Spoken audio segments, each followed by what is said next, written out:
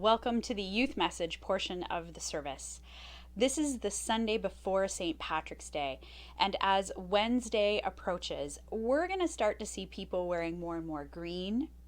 We're going to find baked goods with green icing and white sprinkles at our grocery store or local donut shop.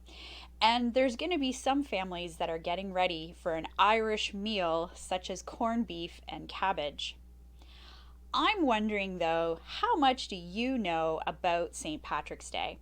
And today I wanted to play a little game with you from home called St. Patrick's Day Fact or Fiction.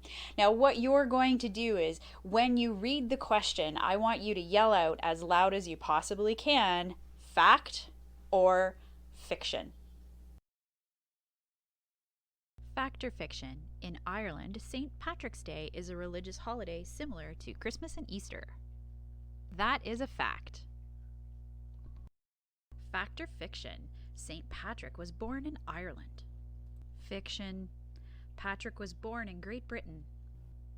Fact or fiction? Green is associated with St. Patrick's Day because it's the color of spring, of Ireland, and of the shamrock.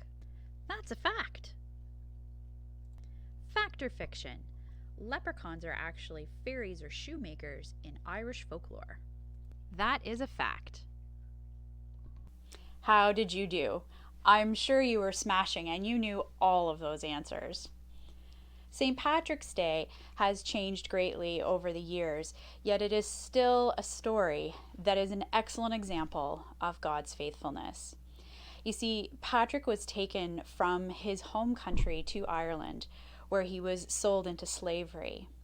And then he was taken by Irish pirates, where he spent 6 years working for Irish masters. During those 6 years, Patrick prayed and he told God about his loneliness, about his sadness, and his fears.